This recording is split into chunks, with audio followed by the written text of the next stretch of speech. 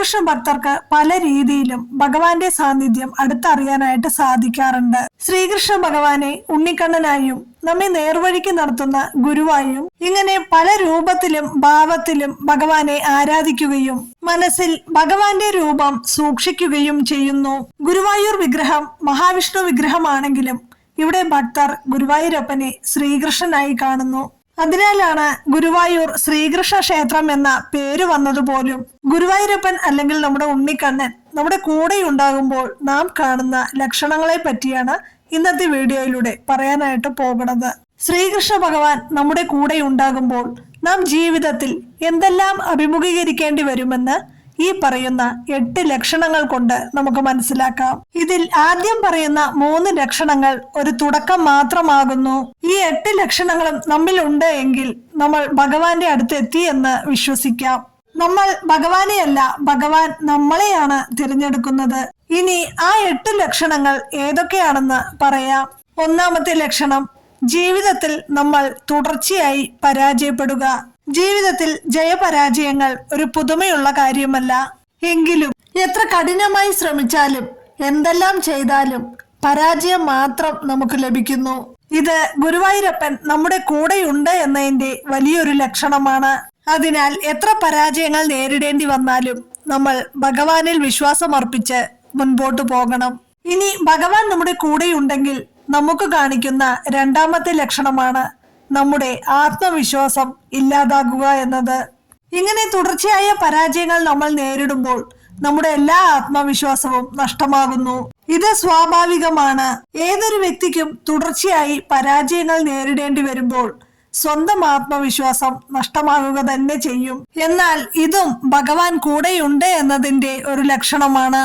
ഇനി മൂന്നാമത്തെ ലക്ഷണം, എല്ലാം അവസാനിച്ചു എന്ന് നമുക്ക് തോന്നുക. ഇങ്ങനെ തുടർച്ചയായി നമ്മൾ പരാജയങ്ങൾ ഏറ്റുവാങ്ങുകയും നമ്മുടെ ആത്മവിശ്വാസം നഷ്ടപ്പെടുകയും ചെയ്തു കഴിഞ്ഞാൽ സ്വാഭാവികമായും നമ്മൾ എല്ലാം അവസാനിച്ചു എന്ന് നമ്മൾ കരുതും.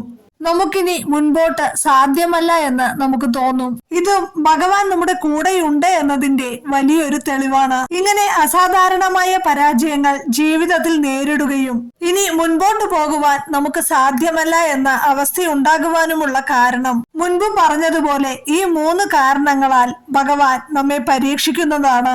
എത്ര കഠിനമായ സമയത്തും നമ്മൾ ഭഗവാനെ ഓർക്കുകയും ഭക്തിയിൽ നിന്നും സൽക്കർമ്മങ്ങളിൽ നിന്നും വ്യതിചലിക്കാതെ ഭഗവാനോടുള്ള ഭക്തിയിൽ അടിയുറച്ചു വിശ്വസിക്കണം എന്ന പരീക്ഷണം. ഈ 3 ലക്ഷണങ്ങൾ ചിലർക്ക് അനുഭവപ്പെടാം, ചിലർക്ക് അനുഭവപ്പെട്ടില്ലെന്നും വരാം. എന്തു തന്നെ ആയാലും ഭഗവാന്റെ സാന്നിധ്യം നമ്മുടെ അടുത്ത് തന്നെ ഉണ്ട്. ഇനി നാലാമത് കാണുന്ന ലക്ഷണം, സത്യത്തിലേക്കുള്ള യാത്ര.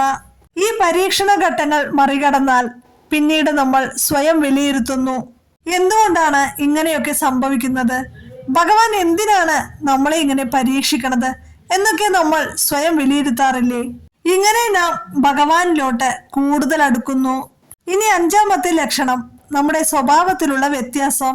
ഇങ്ങനെ നമ്മൾ സത്യങ്ങളെല്ലാം തിരിച്ചറിഞ്ഞതിനു ശേഷം നമ്മുടെ ജീവിതത്തിൽ എന്തെല്ലാം സംഭവിക്കുന്നുവോ അതെല്ലാം ഭഗവാന്റെ ഇച്ഛയാണെന്ന തിരിച്ചറിവ് നമുക്കുണ്ടാകുന്നു.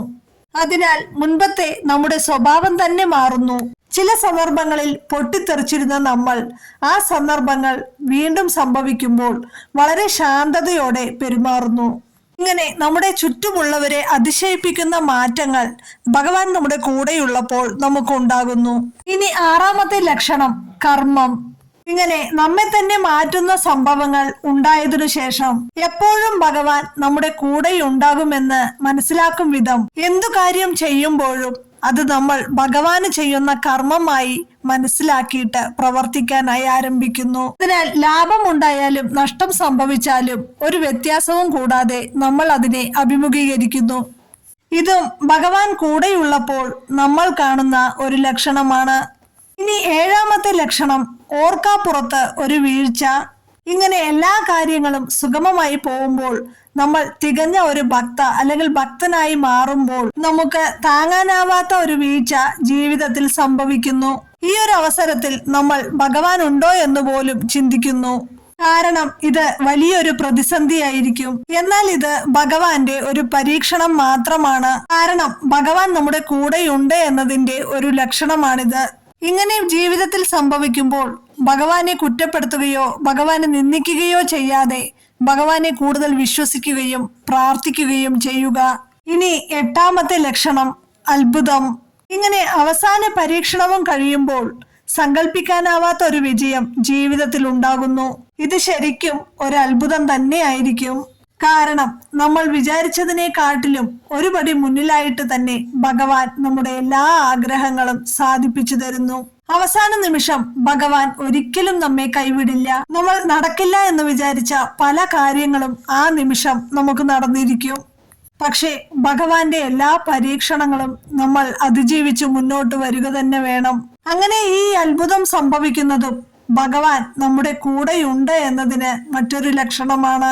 ഈ 8 ലക്ഷണങ്ങളും എല്ലാവർക്കും ഉണ്ടാവണമെന്നില്ല. എന്നിരുന്നാലും ഭഗവാൻ എല്ലാവരുടെയും കൂടെ തന്നെ ഉണ്ടാകുന്നതാണ്. ചിലർക്ക് ഈ പരീക്ഷണങ്ങളെല്ലാം നേരിടുമ്പോൾ അതിലവർ പരാജയപ്പെടുന്നു. അതിനാൽ ജീവിതത്തിൽ എന്തെങ്കിലും പരീക്ഷണങ്ങളും വിഷമതകളും വന്നു ചേരുമ്പോൾ ഭഗവാനെ തീർച്ചയായും ഓർക്കണം. അചഞ്ചലമായി ഭഗവാനിൽ വിശ്വസിക്കണം. ഭഗവാൻ കൈവിടില്ല. ഭഗവാൻ എപ്പോഴും നമ്മുടെ കൂടെ തന്നെ ഉണ്ടാകും.